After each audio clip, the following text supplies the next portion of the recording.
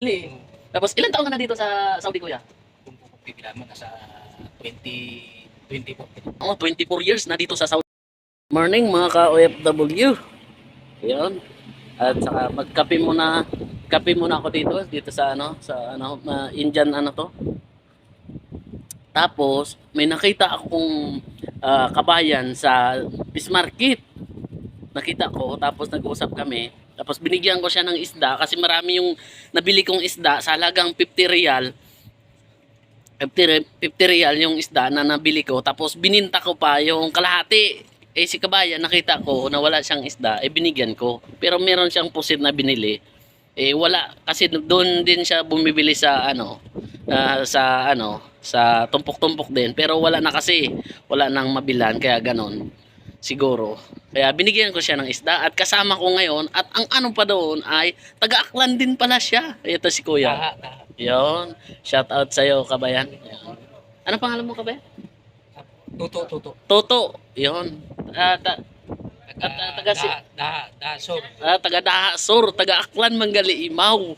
Kaya na tuwa ako kasi taga Aklan ko, taga Aklan Manggaliimaw, tapos binigyan ko siya ng isda kasi nakita ko siya na yung nabili niya ay pusit.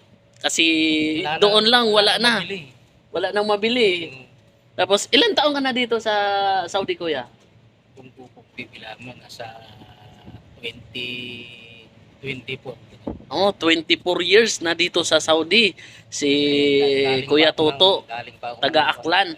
Pero ang ano mo talaga, napangasawa mo lang ay taga Aklan. Hindi, taga Bataan kasi. Ah, taga Taan. Pero ikaw taga Aklan, akala ko yung napangasawa mo ay taga Aklan. Hindi, pa namin.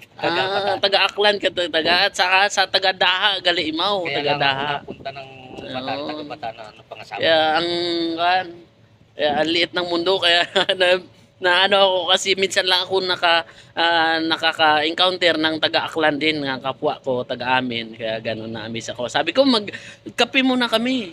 Nagkape muna kami at yun, bawal nga sa kanya yung kape at maaga pa kasi sarado pa. Kaya gano'n. Hindi ko siya ma-invite sa mga restaurant kasi sarado pa. Gano'n. Ano apelyido mo doon sa ano? Bilyurente. Mga taga shoutout sa mga taga Daha, Bilyurente. Yon, shoutout sa inyo and God bless. Makikipagkwentuhan muna ako sa kanya, mga ka-OFW.